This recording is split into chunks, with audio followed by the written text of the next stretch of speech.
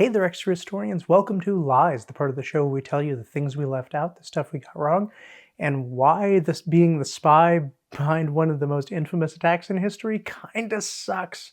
I'm Rob, I'm the head writer of Extra History, and this is our Path to Pearl Harbor series. It's a diplomatic history of the lead up to Pearl Harbor, and I am so excited by the fact that we were able to do this series. As you probably know, I'm from Hawaii, and this is part of my family history. My grandfather was at Pearl Harbor after the attack, not during the attack. But my great grandfather was a U.S. Army officer who served as a military observer in China during the Sino-Japanese War. So this is very much part of the stories I heard growing up, and I'm fascinated by this period. I can't seem to get enough of digging into this, and I really I find it such an interesting part of history that is not as well understood by the general public, and I would love to do it even more. I would love to do another Pearl Harbor series at some point, or even like an Occupation of Japan series would be pretty cool. But let's jump in so that I don't blow all of my time talking about how much I am interested in this. First of all, Lies is made possible by our wonderful patrons at Patreon. If you would like to join and become one of our patrons, you can suggest topics, vote for topics, and quarterly you can talk to us in a live stream. We're also over on Nebula First. If you ever watch an episode of ours and think, man, I want to see the next episode right away, that episode is already going to be on Nebula. It's also all ad-free, so head over there. Recommended reading for this series is The Rising Sun by John Toland. Be careful about Toland. This book is really good. It won the Pulitzer Prize, but later he becomes an advanced knowledge Pearl Harbor conspiracy theorist, so just be cautious with his later books, but this one is very good. Stormclouds Over the Pacific, 1931 to 1941 by Peter Harmsen. And I did a lot of articles on this one from War on the Rocks. I'll talk about that one, even with a declassified one from the NSA. Of course, you can go to the Pearl Harbor National Historic Site and Museums. You can go to the National Museum of the Pacific War in Fredericksburg, which I've mentioned before, and the National World War II Museum in New Orleans, which was previously the D-Day Museum. They have some really excellent stuff about the Pacific War that really colored how I ended up writing the series. Just some general stuff.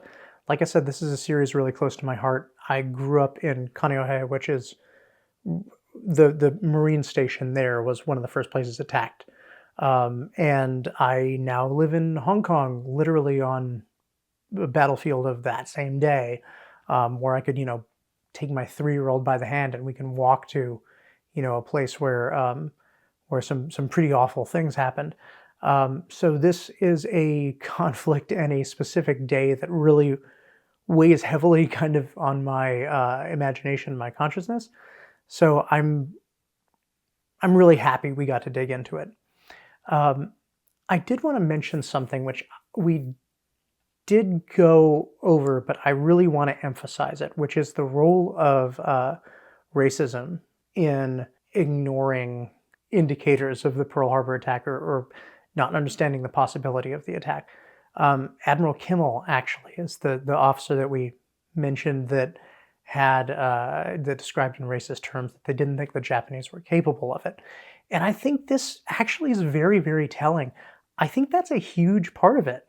I'll link a War on the Rocks article below on it, but really this underestimation of the Japanese not only helps Pearl Harbor happen and helps the possibility of it get ignored, but a lot of the early Pacific War, even when people should really know better at that point, the Japanese are just really underestimated on a regular basis.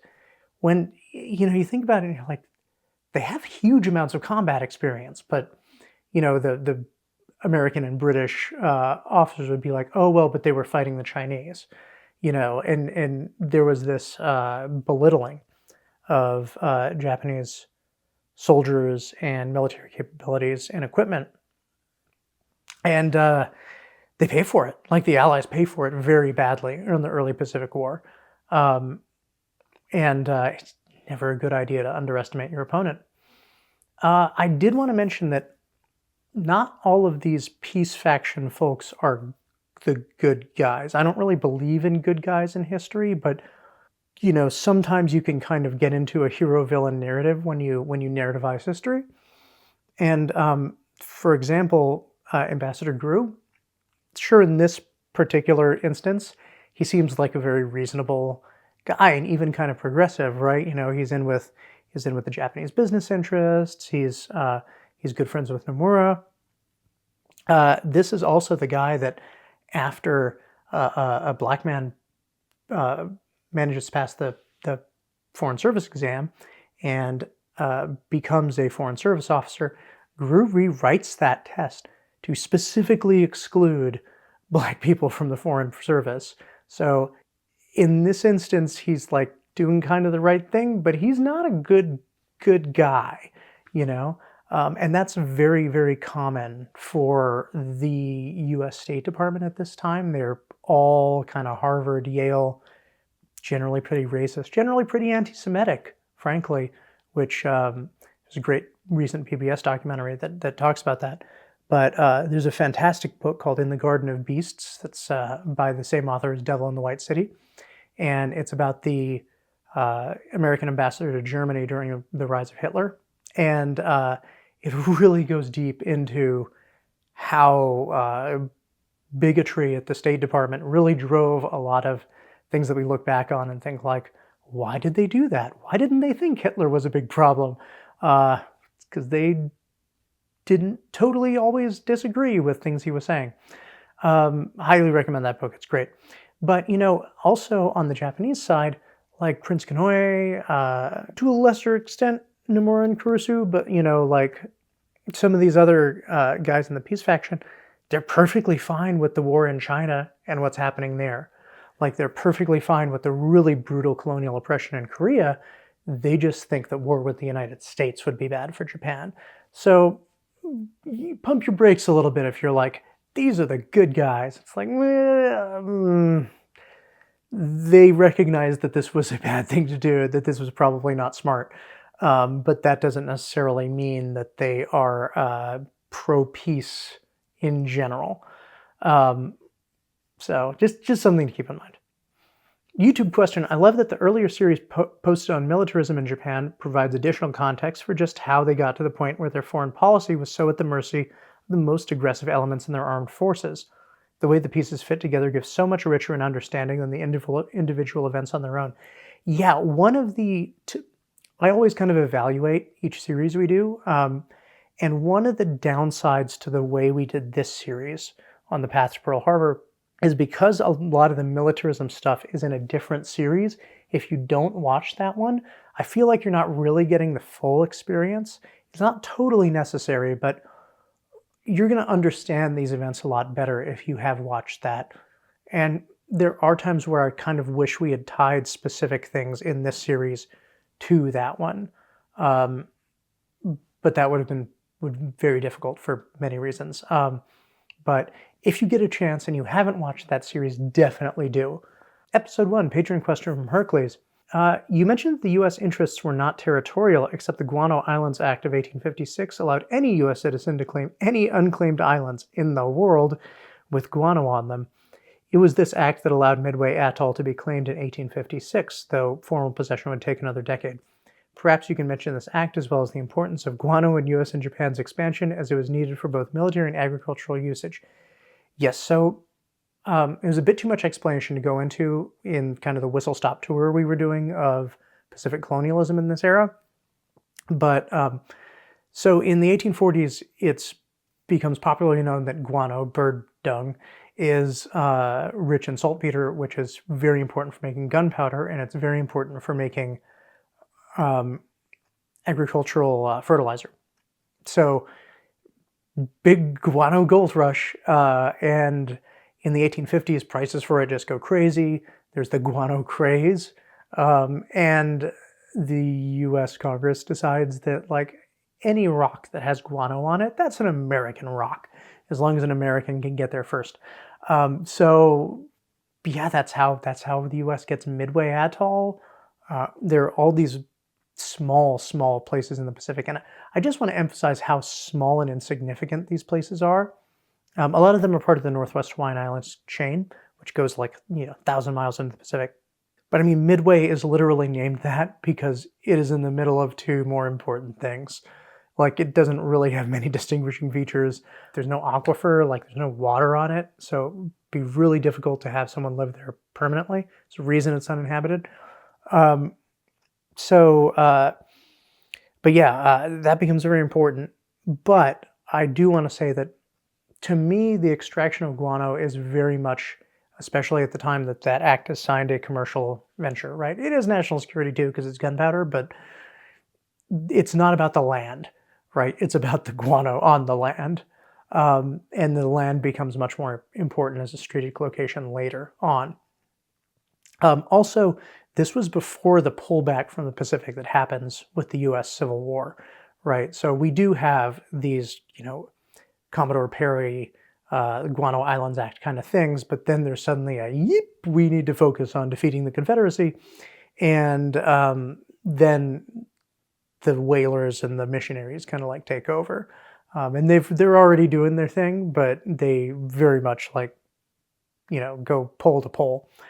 So YouTube question, small correction, Perry was only a Commodore. Yes, the U.S. Navy actually did not have admirals until 1862, which I didn't know before this series, interestingly enough.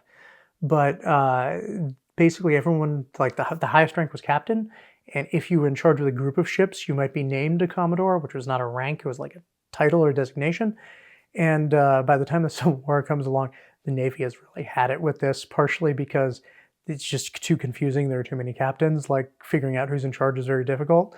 And but then there's also like rank parity with foreign navies. Like, you meet the British, and like there's an admiral, and then you're just a captain. And so it's a lot of things like that. Originally, admiral was considered kind of like too aristocratic a title for the United States Navy. It wasn't democratic enough. There were a lot of admirals in the background of this reading, and I just had admiral on the brain. That's why I did admiral, not Commodore. Great pronunciation on Hawaii. Thank you, Matt. Worked very hard on it, so he'd be very happy to hear that. I am, in fact, happy to hear that. Thanks very much for noticing. Episode 2, YouTube question. It speaks volumes about how fanatical the Japanese army was that they had no problem picking a fight with the US and the USSR while trying to conquer and hold down all of China. Yeah, it's really unbelievable how far off the deep end some of these guys go. To the point that, like, one guy who's involved in the Mukden incident is also involved in this Manchurian, or this Mongolian border war with the USSR.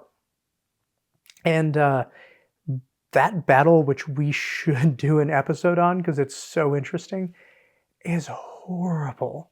It's the Battle of Kulkin Gol.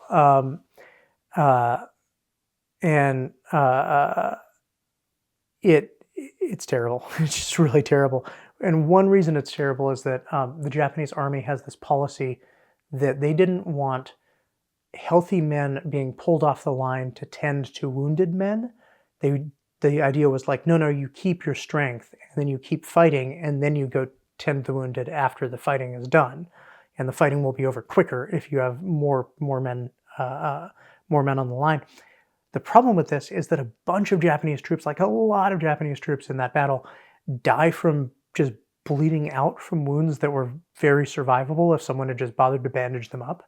But they were told not to do that. And it's so horrible, like it's so costly that they actually end up changing this policy. We had a really great and thoughtful question that our video touched on huge historical topics like Boxer Rebellion, the rape of Nanking, the Chinese Civil War. Will we ever do episodes on something like that, or Japanese occupation of Korea, or Bengal famine? I really agree that these are important. I tend to keep them at a bit of an arm's length in this series, partially because I feel like dipping in and out won't necessarily serve it. We also have to think very, very carefully about how we do that kind of thing, partially just to make sure our format doesn't seem like it's making fun of it. You always have to think about animation is going to bring something across. And it's also a big ask for our artists often. And like, I live in Asia. I know this stuff is really complicated. Feelings about it are very raw and fresh. So if we're taking that on, I want to be really focused on portraying that event rather than doing a portion of an episode on it. I really do want to do the Boxer Rebellion, though. I think the Boxer Rebellion would be a great, great full-on series.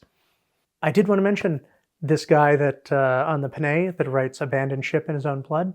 You know his son. It is astronaut Bill Anders. Is his kid. He is the more famous naval officer in the family. Episode 3, YouTube question. The Japanese lacking the necessary oil to fuel their Pacific fleet was such a problem that they had to convert some of their ships to run on coal. Yeah, big problem.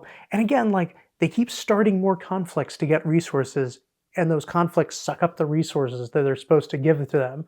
So it just becomes an endless money pit, basically. Like, all these wars are like, we need resources. We will start a war for resources. Now we need more resources to fight this war. We will start another war for more resources. Makes no sense. We had a really great, thoughtful comment about how one of the reasons that Japan was so interested in the idea of a preemptive strike is that the Russo-Japanese War had been won by just such a preemptive naval strike, right? The Battle of Tsushima, and there was this prevailing thought process that this is what you do. You go and create this great battle that is far away from your territory, and you utterly crush your opponent, and then you can essentially dictate terms for the rest of the war and make sure that they can't project power into your waters. And this is true, but I would also complicate it by saying that, you know, this is the thought process of the Navy, but a lot of Navy admirals were the ones who were privately thinking that, like, just a war with the United States is not going to work, period. Like, there's no way we can win this. And often you will even hear kind of about Yamamoto that he didn't believe in the strike in Pearl Harbor, and he thought that Japan would lose a war with the United States and it was a bad idea. That's not really quite accurate. It's sort of got the story twisted backwards, which is he had studied in the United States. He knew more about the United States. He believed it was very unlikely that Japan could win a war with the United States, but his solution to that was Pearl Harbor, right? His solution to that was, this is the scenario that we can win, you know?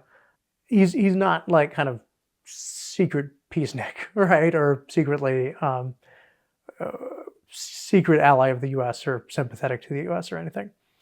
YouTube question. The art of this channel really gets better through the years, such as depicting typical Japanese destroyers instead of random destroyers. Thank you, we try. Ships are really, really hard for our artists, and this series in general is very, very difficult because there are a lot of locations, there are a lot of people, there are a lot of like military equipment and uniforms, and Ali did a wonderful job, just hands down amazing. Wildly difficult series, and she carried it off with aplomb. If the government of Japan had this many disputes before the Pearl Harbor attack, the disputes after the attack must have been at least as bad. Yeah, I mean, there's a coup attempt toward the end of the war where they try to force the government out of power and keep fighting the war and prevent the surrender. One thing I really wish I'd included but didn't make it due to time, and I really regret it now, actually, is that it actually comes up in high-level cabinet meetings of, like, what are possible consequences of this war? One of them is, like, Tokyo gets bombed by the United States, maybe they'll even use incendiaries. And the militarists basically just accept this. They're like, yeah, that could happen. We'll build some bomb shelters. Like, we'll just have to, like, weather that if it happens. And, you know, it's so... Actually, it's the thing that I found most upsetting in writing this series is that there was an understanding that this really horrible thing could happen. And it was just like, yeah, that could happen. Might not. but there were people bringing it up and saying like this could be a result of our actions. And everyone knew that Tokyo was vulnerable to fire because of the Great Kanto earthquake in 1923 that we talked about in our Japanese militarism series. Everyone knew Tokyo had basically, several districts had basically burned down, and the big fire whirl. Interestingly, the next fire whirl that would happen was during the American firebombing of Tokyo. So there is this very chilling kind of parallelism to that.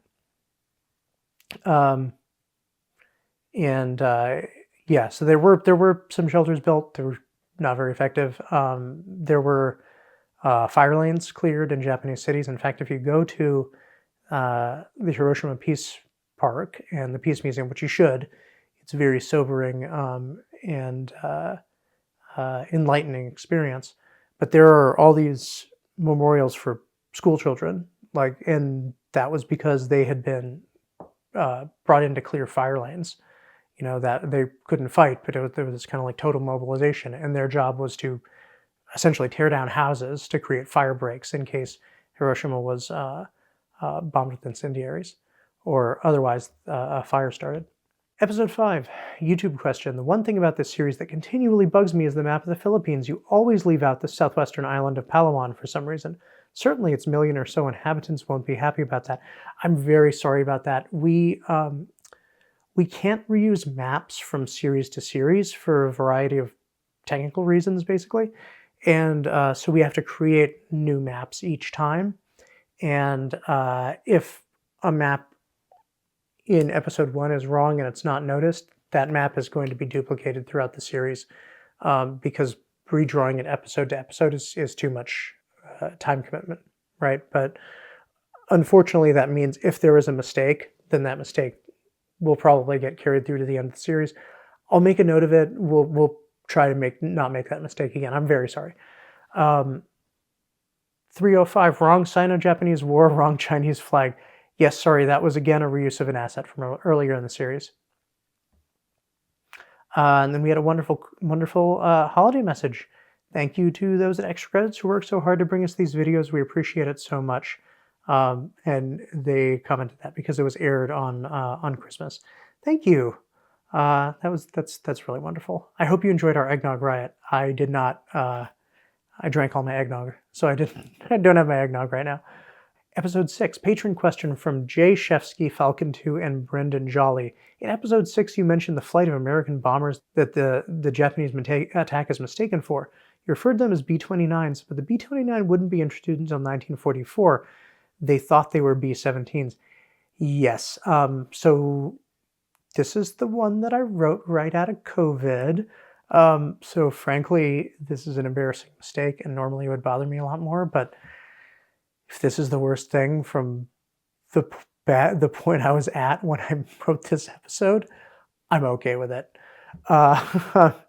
So thank you for telling us. Just keeping you sharp there. I mess up numbers a lot.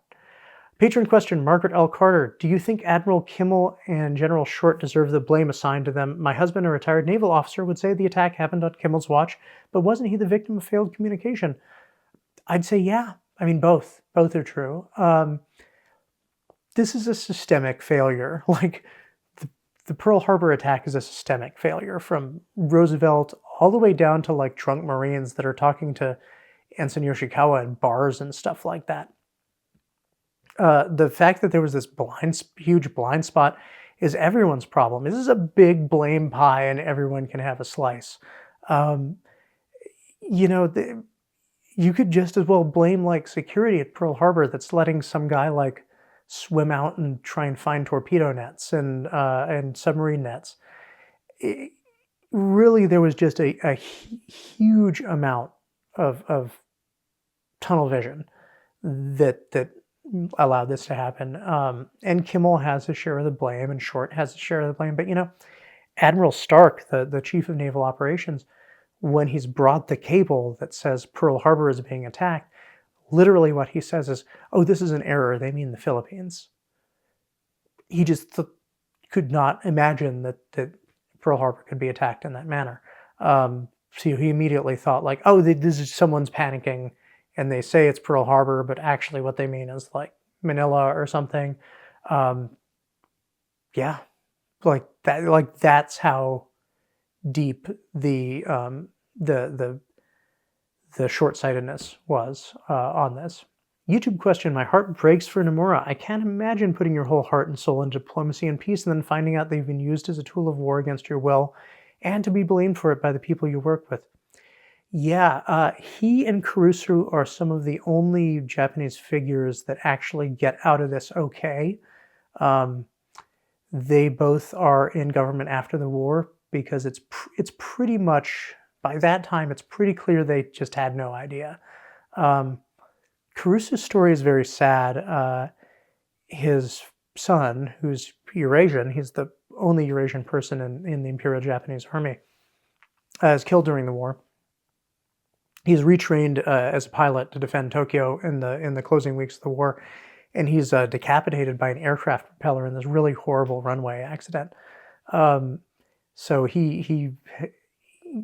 Kurusu does a bunch of writing that looks back on the war, and in this very melancholy way. He also, by the way, did not want to sign the Tripartite Pact. He thought it was a really bad idea. He actually resigned afterward his post as ambassador to Berlin. So Hull was a little bit unfair to Kurusu. He didn't really know where he was coming from. But by the way, if you were kind of like, wow, it sucks that all these Japanese Americans had to pay for the actions of Yoshikawa, the spy, he has a pretty miserable life. He goes back to Japan, he marries his girlfriend, and then the occupation happens, and he is 100% convinced the Americans know all about what he did. And he ends up fleeing into the mountains and joining a monastery and changing his name and living as a Buddhist monk for several years until he realizes that nobody's about to kick down the door of his monastery and he's kind of gotten away. So he comes back and rejoins his wife and he gets a job. And then in the 1970s, his role comes out and he becomes just completely persona non grata in Japan. He's utterly isolated in his village. He literally can't work because nobody will employ him because he's so hated. And people blame him for the atomic bombing of Hiroshima. I'm not defending this guy. You know, he's a spy for his nation, and you know, he really thought that what he was preparing for was a submarine attack on Pearl Harbor, that like war would be declared and then Japanese subs would slip into Pearl Harbor. He didn't know about all this stuff, but yeah, he is kind of karmically punished in a way. Internment doesn't happen on the same level, Japanese internment in Hawaii, as it does in other in parts of the mainland U.S. There were about 2,000 people interned, but you know, that's still a lot of people. It's a very small proportion of the local Japanese in Hawaii, but that's a lot. That's a lot of people, and it creates some very nasty impacts on the Japanese community in Hawaii, like the number of temples, Buddhist temples and Shinto temples, just plummets because one of the classes of people that are interned there are clergy, Buddhist and Shinto clergy. So, you know, all these temples end up shuttering and never reopening. And the ones that survived the community were large enough that the community came in to take care of them during the war. There were a lot of like Japanese language newspaper editors and things like that. So a lot of people you will say that, oh, there's very limited internment in Hawaii, but like people were interned and a lot of them were interned. So yeah. Strangely enough, we just took a visit to the Pearl Harbor Memorial today. Highly recommended. Yes. I went there probably the first time was in kindergarten for a class field trip. And it's changed so much since then. There are so many museums. I mean, you can spend multiple days out there now. Highly recommended to go out there. And they have a really good section on intelligence and the Pearl Harbor attack. that goes into a lot of the spying and things like that. Oh, I did want to mention that when you're talking about the magic program, like this is the thing that people never realize about intelligence collection is like you can suck up all the data you want, you can intercept cables, you can do all this stuff. If you don't have the proper staffing to go through it in a timely manner, if you don't have the proper experts to interpret it correctly, that stuff is useless, or sometimes even worse than useless, right? And I should mention there were other indications of the attack that we didn't talk about. Some of them are like, Gru was hearing this, but it's what is often called chatter. It's like a guy I know knows a guy who's a pilot who's training down in Kagoshima, and like they think they're going to attack an American base. And you hear that, and that kind of thing, 99.9% of the time, it's nothing, and it's just whatever. And then that one time, in retrospect, you go, I should have listened to that. So there's a lot of things like that. There's a Japanese plane that gets shot down over nationalist China that has a general aboard and has some documents that could expose it. And the army freaks out because they're like, Chang has the plans that he's going to give them to the Americans. Doesn't end up happening. There's so much more about this. Go read more about it. Coming up on Extra History, Frederick the Great. This is going to be a great series. We do something really special for episode 5, so hang in there for episode 5. The first episode is just nutty. I think you're going to like this series. John Brown. This is one of my favorite ones that I've written in a while, this series on John Brown. It was also the historical character, and this is John Brown, the abolitionist, who ends up raiding Harper's Ferry and trying to create a slave insurrection in the American South. And sort of kickstarts the Civil War to a certain extent. I changed my opinions on him a lot while reading and writing this one, so I think this one's going to be really special. After that is Napoleon in Egypt. Oh, this is so much more interesting than I thought it was. I thought it was going to be interesting, and it's just so much more like Napoleon is really sets the template for like Western intervention in the Middle East in a way that I never realized before. It's so fascinating. And coming soon, we're going to be voting on an Eastern European series. So I'm looking over the topics for that. Ibn Battuta's Side Trip. I just want to tell you a short story, which is about my grandfather.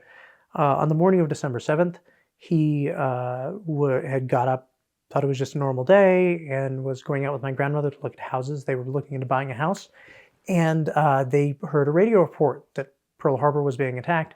My grandfather was a civilian oil worker. He worked on, his company helped manage the terminal out at Pearl. So he dropped my grandmother off and just took off for Pearl and didn't come home for like 4 days.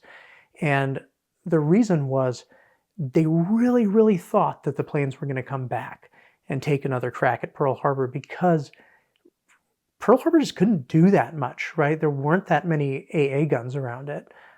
Its defenses against aerial attack were not very good, frankly. And the guns that were there, like the ammunition wasn't around them. So he went out there thinking that there were going to be more bombs. They had to fight fires to prevent them reaching the terminal. And they also really thought that an amphibious invasion was coming.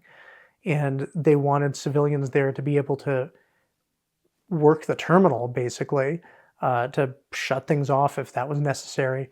And that just really emphasizes to me the total sense of confusion and shock everyone is in when this happens. In the utter sort of chaos on the ground, and the lack of understanding, and the sort of runaway fears that came out. So yeah, it's fascinating. I would love to do another Pearl Harbor series on civilians or the military aspects, which we sort of circumvented, so maybe we can come back another time. But we'll see you next time for Frederick the Great. Have a good day. Well, shucks howdy there, Ahmed Ziad Turk, Angelo Valenciana, Arcalite Games, Casey Mustia, Dominic Valenciana, Joseph Blame, and Skylar Holmes. Thanks so much for being legendary patrons.